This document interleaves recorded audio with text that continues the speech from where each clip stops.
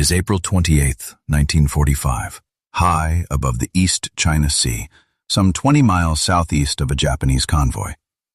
Lieutenant Commander James Patterson holds his PB-4Y-2 privateer steady at an altitude of 15,000 feet, while his radar operator monitors 4 faint blips on a glowing screen. These electronic signals represent enemy vessels that neither Patterson nor his crew will ever visually confirm, marking a strange disconnect from the reality of combat.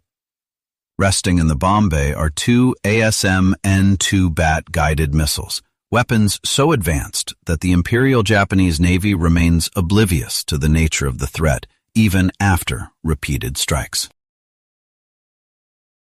When the radar operator calls out a target bearing of 045 at a range of 18 miles, he is not describing ships manned by living sailors, but merely coordinate points on a cathode ray tube.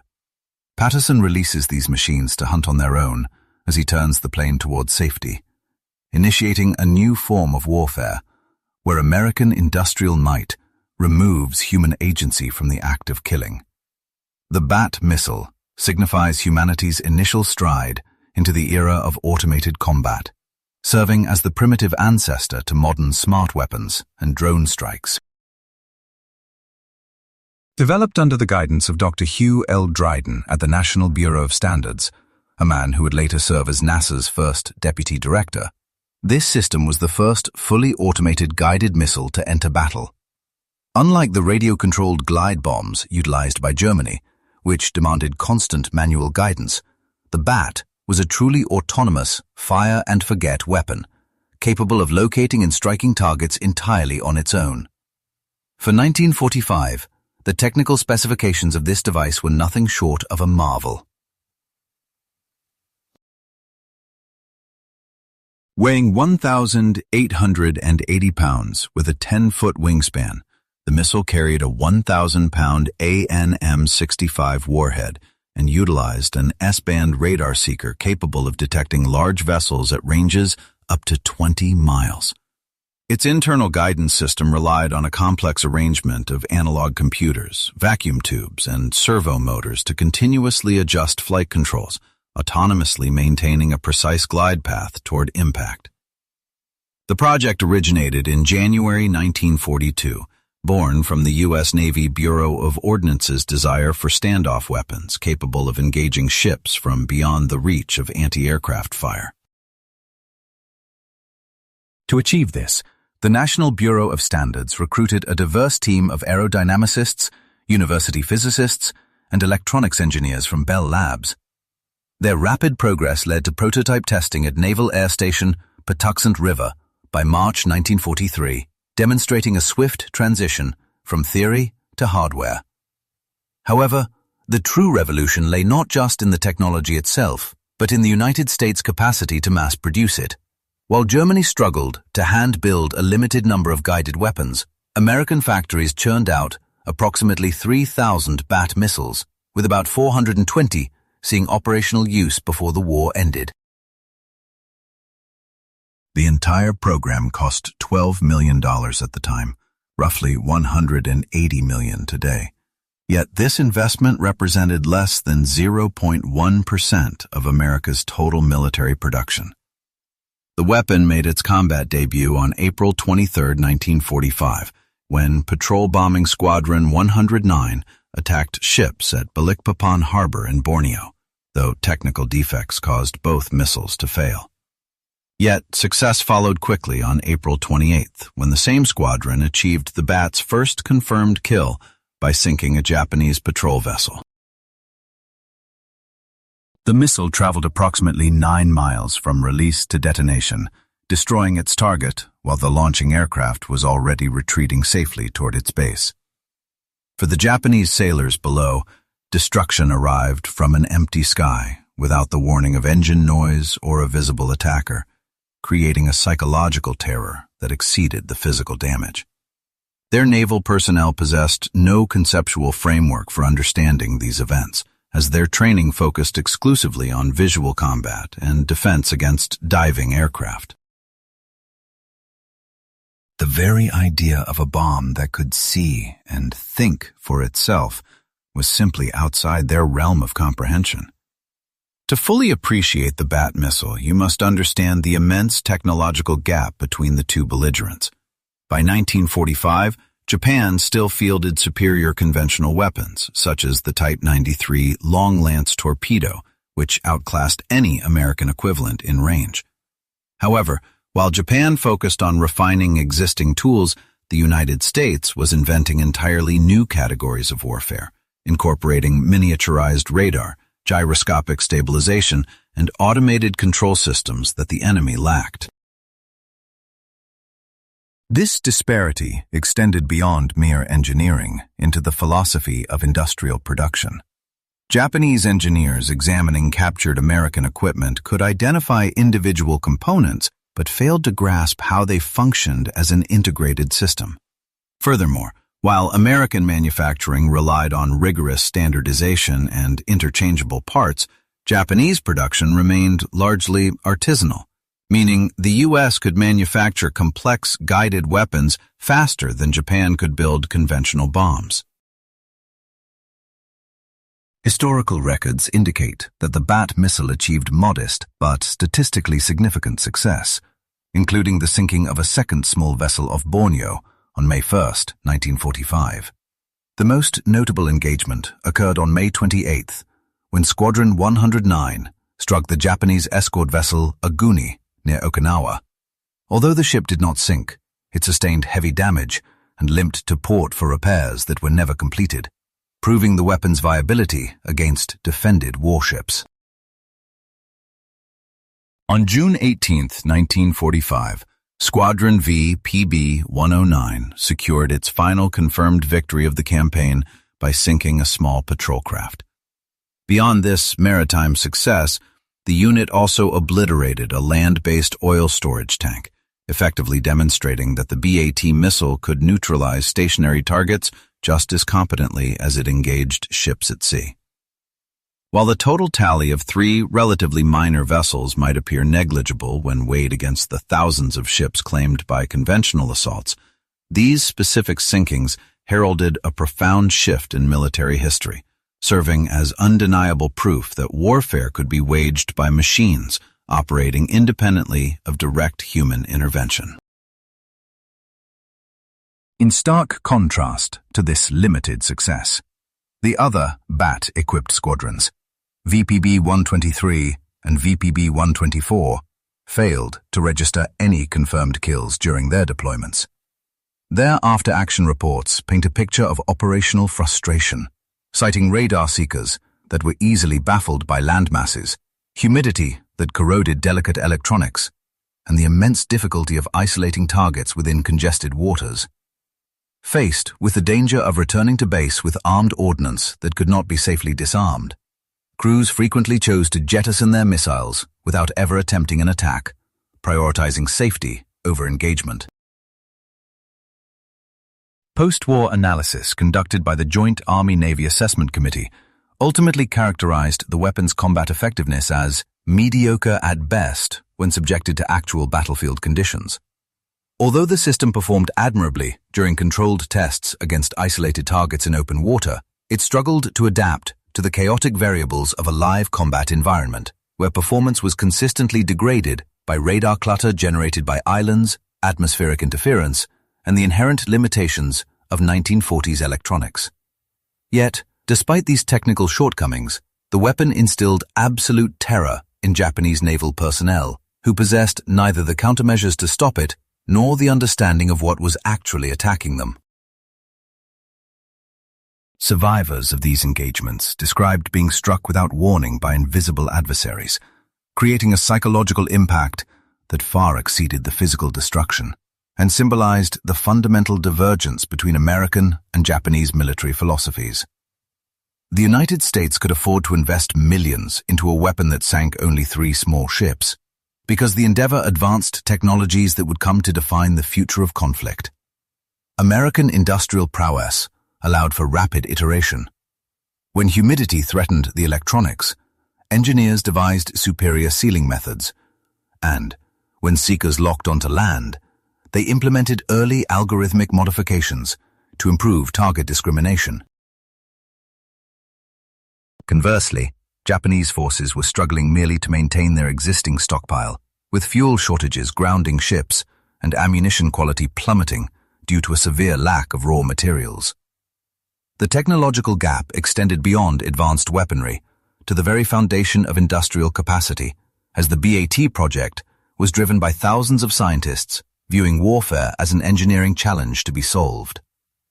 Led by Dr. Hugh Dryden of the National Bureau of Standards, this team approached the problem through aerodynamics and control theory, utilizing specialists in servo mechanisms and analog computing, fields that had barely existed prior to the war. Naval officers steeped in traditional martial values found themselves confronting a threat that rendered a lifetime of preparation obsolete, as concepts of spiritual strength and warrior courage offered no defense against autonomous machines that killed from beyond visual range. This created a unique form of trauma among Japanese sailors, who understood death in battle but were deeply unsettled by the notion of invisible, thinking weapons, leaving them with a profound sense of helplessness against a force that operated outside the natural laws of combat. While the BAT represented the dawn of automated warfare, Japan responded with a diametrically opposed innovation: the kamikaze, turning pilots into human-guided missiles through ideology rather than technology. This contrast perfectly illustrated the divergent civilizational approaches to the conflict, with Vice Admiral Takijiro Onishi explicitly aiming to counter American technological supremacy with spiritual resolve, stating that, while they could not match the science, they possessed warriors willing to die. The parallel development of these strategies, mechanical precision versus human sacrifice, defined the final, desperate phase of the Pacific War, where American sailors faced the terror of relentless suicide attacks, while Japanese crews faced the dread of guided destruction. Although the BAT's direct contribution was minimal, it operated within the larger context of America's systematic strangulation of Japan, adding a paralyzing psychological layer to the blockade and the Operation Starvation mining campaign that had already decimated coastal shipping. Intelligence operatives orchestrated a deliberate psychological warfare campaign to ensure the enemy was acutely aware of the BAT missile, allowing captured documents to slip into Japanese hands, and broadcasting radio warnings about devastating thinking bombs. They even managed the attacks so that survivors would be left to witness the destruction, intentionally sowing ripples of terror throughout the Imperial fleet regarding this mysterious new threat. While the BAT missile represented a monumental technical achievement, it simultaneously exposed the severe limitations inherent in 1940s technology. Its guidance system depended on an analog computer constructed from fragile vacuum tubes that were prone to failure, mechanical servos that demanded precise calibration, and radar units that were easily confused by environmental clutter.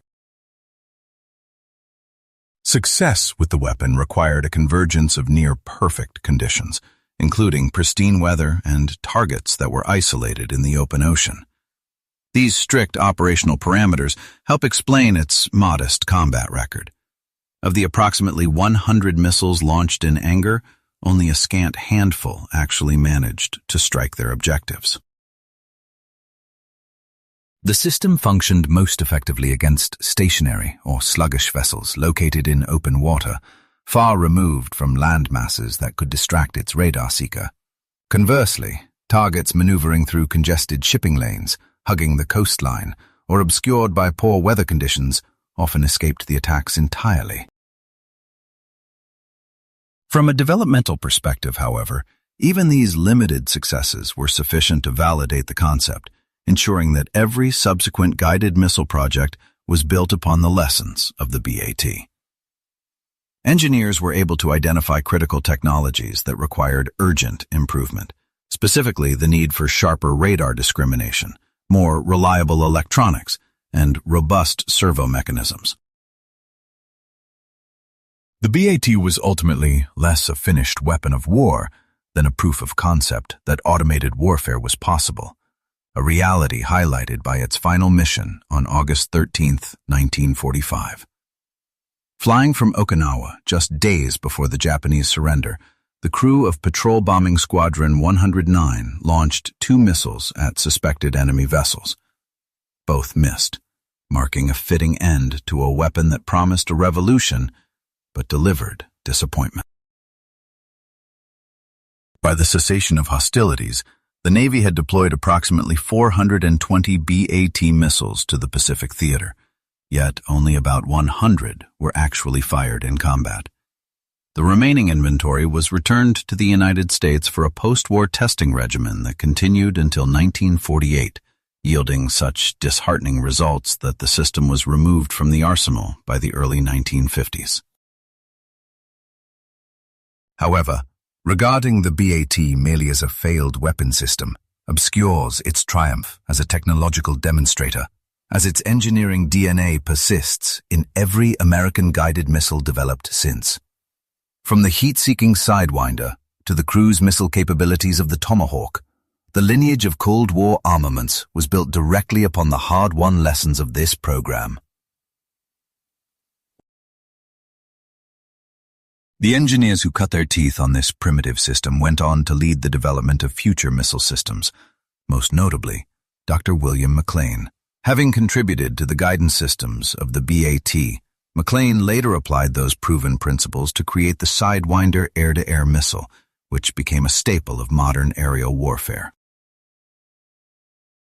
Military historians continue to debate the true significance of the project, noting that a combat record resulting in only 3 small sunken vessels hardly justified a $12 million investment and a massive engineering effort.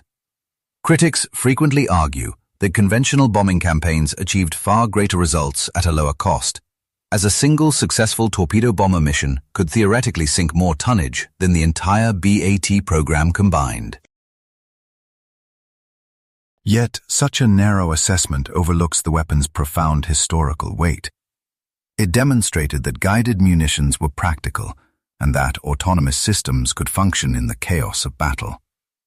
It proved that the future of warfare would hinge on sensors and computation rather than human skill, serving as the progenitor of the precision-guided munitions that would revolutionize conflicts from Vietnam to the Gulf War. Furthermore, the program exemplified a distinctly American industrial philosophy, the willingness to invest heavily in revolutionary technology, even when immediate returns were uncertain. While Japan struggled to maintain its existing capabilities, the United States was exploring entirely new categories of weaponry, and this approach to innovation was a decisive factor in the war's outcome. Japanese naval records from 1945 revealed deep confusion regarding the nature of the attacks, with reports speculating wildly about guided torpedoes, robotic aircraft, or even science fiction-style death rays. This inability to comprehend the threat made developing effective countermeasures impossible, leaving their forces vulnerable to an unknown enemy. Post-war interviews with Japanese officers revealed the psychological impact of facing automated weapons. While they understood being outproduced and outnumbered, being killed by thinking machines struck at their fundamental assumptions about warfare. Many officers described the chilling realization that they were facing not just superior technology, but a completely different conception of what war meant. The Japanese Navy's Technical Bureau attempted to analyze the threat, but without captured examples or an understanding of the underlying technology, their efforts were futile. Proposals for countermeasures ranged from practical smokescreens to confuse the radar to desperate plans for suicide swimmers to intercept the missiles, though none were implemented before the war ended. The technological heritage of the BAT runs through every modern precision weapon, pioneering concepts such as fire-and-forget engagement, autonomous target selection, and standoff attack. Modern anti-ship missiles, like the Harpoon and Exocet, are direct descendants, incorporating the same basic operational concepts, but refining them with vastly improved technology. The BAT also precipitated the ethical questions surrounding automated killing and the removal of human decision-making from the use of lethal force. It was the first weapon to kill without human guidance after launch, crossing a threshold that foreshadowed the complex debates about drone warfare and invisible enemies that military ethicists still grapple with today. For the U.S. Navy, the BAT provided crucial lessons about guided weapon development, specifically the importance of reliable electronics, effective target discrimination, and operational simplicity. These insights informed every subsequent missile program, ultimately saving years of development time and millions of dollars in future projects. In the final analysis, the statistics of the BAT missile program reveal a picture of both ambition and limitation. Of approximately 3,000 units produced, 420 were deployed operationally, and 100 were fired in combat. The tangible result was 3 confirmed small vessels sunk and 1 damaged, a modest tally for a weapon that fundamentally shifted the trajectory of naval warfare. Consider the fate of the escort vessel Aoni alongside the program's vital statistics. A cost of $12 million in 1945 and a development timeline of just 36 months from concept to combat. These figures describe a weapon that achieved limited tactical success yet possessed enormous strategic importance. The sinking of 3 ships mattered far less than the revolutionary path this technology opened toward modern precision warfare. The ASM-N-2 Bat missile stands as a definitive watershed moment in military history, proving that guided weapons were possible, practical, and potentially decisive. It was the first autonomous weapon to kill in combat without human control after launch, a feat of immense magnitude. Its modest combat record of 3 small vessels sunk completely belies its historical significance as the progenitor of every smart weapon that has followed. For the Japanese sailors who encountered it, the BAT represented incomprehensible technology that effectively negated everything they understood about naval warfare. Death arrived from empty skies, delivered by machines capable of seeing in darkness and thinking faster than humans. These men were the first warriors in history to face truly automated weapons, and their terror marked humanity's entry into an age where wars are fought as much by algorithms as by soldiers. The BAT missile did not win the Pacific War. That victory was secured by overwhelming American production, superior logistics, and ultimately, atomic weapons. Yet, the BAT revealed the future of warfare. Precision rather than mass, automation rather than courage, and technological superiority rather than warrior spirit. Every guided missile, smart bomb, and armed drone traces its lineage to those first primitive radar-guided weapons released over the Pacific in 1945. Today, as debates rage regarding autonomous weapons and the ethics of automated warfare, we are still grappling with the dilemmas first raised by the BAT missile. When machines can select and engage targets without human intervention, who bears the moral responsibility? And what becomes of conflict when killing is mathematical rather than personal? These questions, first posed by a 1,880-pound glide bomb with vacuum tube guidance, remain unanswered.